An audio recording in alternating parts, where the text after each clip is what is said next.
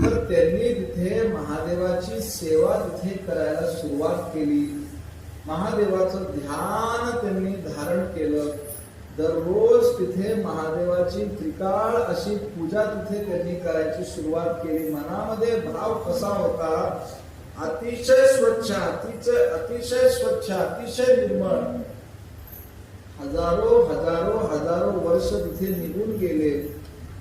निघून गेल्यानंतर महादेवाच्या हृदयामध्ये तिथे करुणा उत्पन्न झाली की बाबा कोण हा भक्त आहे, हजारो वर्षापासून माझं ध्यान तिथे धरतोय, याला पाहिजे तरी काय.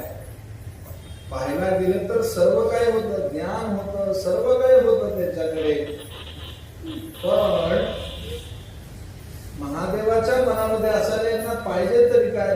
ते महादेव त्यांच्या समोर तिथे प्रगटले, प्रसन्न झाले आणि प्रसन्न होऊन त्यांना तिथे विचारलं की इतके वर्ष तुम्ही आमची सेवा कशासाठी केली, काय पाहिजे तुम्ही मागा.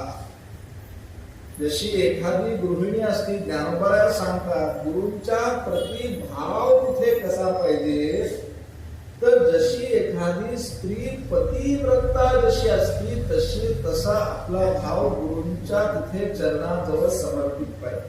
ती पतिव्रता पत्नी कशी असती, जर तिथे आपल्या तिथे मालकाच्या पायाला ठेच जर लागली तर त्या मालकाच्या नेत्रातून अश्रू बाहेर यायच्या आधी यांच्या नेत्रामधून तिथे अश्रू बाहेर येतात. त्या पतिव्रत्या त्या पत्नीला तिथे त्रास होतो, त्यांना दुःख होण्याच्या आधी त्या पत्नीला तिथे त्रास होतो. असं कोणाच्या प्रती आपलं भाव पाहिजे, असं आपल्या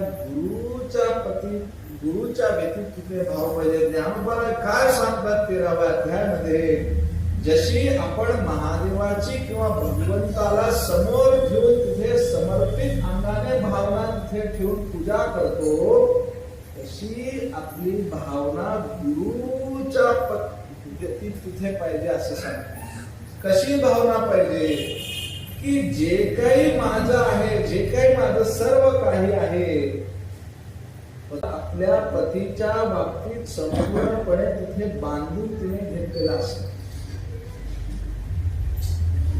शिंका जरी त्या नवऱ्याला आला तरी यांना तिथे असं वाटतं की बाबा सगळं ठीक आहे, कारण इतकी काळजी त्यांना होते, इतकी उत्कट काळजी त्यांना तिथे होते. म्हणून ज्ञानोबा काय सांगतात की भाव कसं पाहिजे, जे काही माझं सर्व काही आहे ते माझं नाही आहे,